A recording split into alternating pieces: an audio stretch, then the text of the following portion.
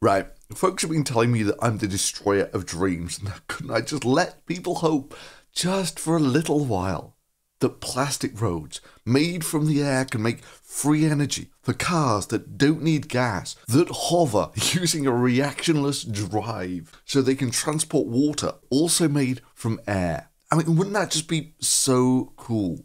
Well, anyway, I'm going to show you what the miracle of science can do.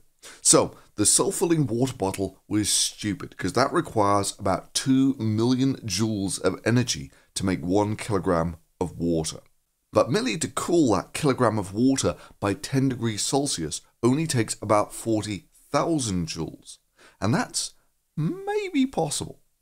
So let's do it. Let's make the world's first self-cooling water bottle. Because you know what would be really great? On those hot days, you know, when there's lots of sun, if there was a way that you could magically turn that hot day into a cold drink. And yeah, there might even be some legitimate uses for this, like rapidly cooling wine to the right temperature. But let's just turn this into a scammy Kickstarter to buy, a solid gold hammer. You know, because science is always better with a hammer.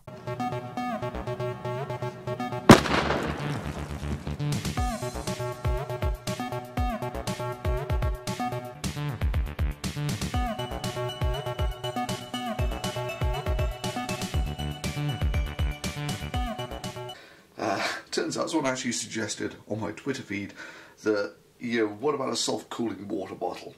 Because a self-filling water bottle is crazy because it needs a vast amount of energy. Cooling water down doesn't take so much energy, so why not make a self-cooling water bottle? So here it is. This is going to be the first self-cooling water bottle in history. So you will need a water bottle, you will need a Peltier type device. That's one of these guys. So you pass electricity through them, current through them, and they get hot on one side, cold on the other.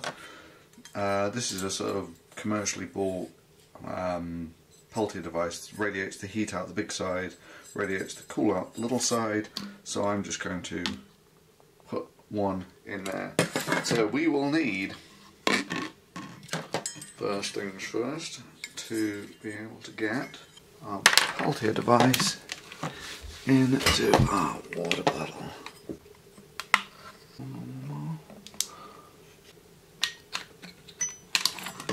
Okay, so we need to be on the inside of that line there.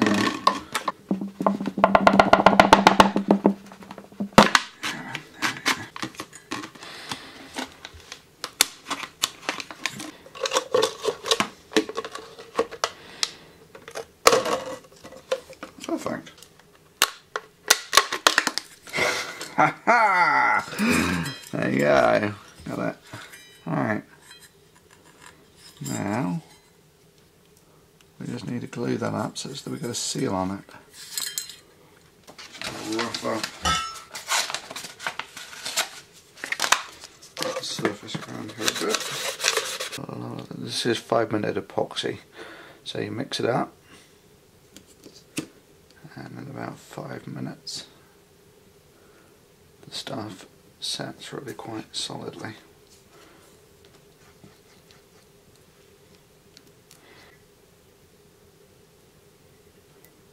To start, not bad. It's good.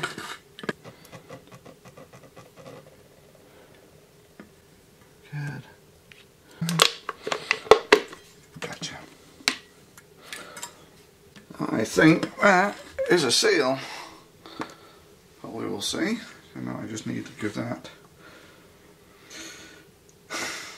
10 minutes to set. Okay, and with that, we have a seal. So, now we have a self-cooling water bottle. Let's see if it works. Good, so what you got there is the thermal camera, the display from the thermal camera in the background. Now the power supply down here, and you've got your bottle with water, the heatsink for the Peltier device, fan, And right, so at the moment it's about 20 degrees or something. So what we're going to do is we're going to turn on the power like this. We go boom. There we go, that's more like it. Okay, so instantly, yeah, I can see that it's gotten cold here, yeah, and it's getting hot here. So it's the same deal as I've had previously. The heatsink, you'll see, is actually very reflective in the infrared, right? And that's the metal. So what I've done is I've put some tape on this side, and the tape isn't reflective in the infrared, and it just shows up the real temperature of the heatsink. So instantly, that's up at about 30 degrees, this guy here. Oh, we're going to be recording here as well. Let's do that. And meanwhile, yeah, you see this? You see the water? The cold water running down the side of the bottle. So, it's down at about 15 degrees, whereas the bulk of the water is at about 20. And now at the bottom here, we're about 3 degrees cooler than the rest of the water. Well, this is burning up to 30 odd degrees. Now, that's not entirely unsurprising. We're pulling in 4 to 5 amps at 12 volts, which means this thing's sucking up easily 50 watts of power, which is actually quite a lot. There's 20 degrees up here and 17 down at the bottom. So it's already cooled the bottom down by about 3 degrees, which makes this the world's first self-cooling water bottle. Now, apart from it's not self-cooling at the moment, it's running off a power supply. But don't worry about that. Tomorrow, if it's sunny, I'll get it hooked up to a solar panel.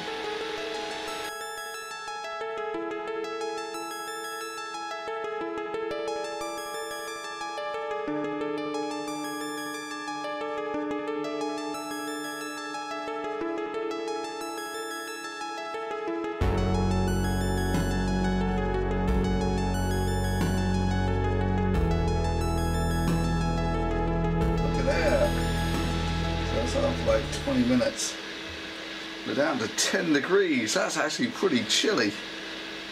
10 degrees at the bottom, 12 at the top. How's that then? And now for the ultimate test. Nice cool water. So all that remains to be done now is to actually hook it up to the solar panel.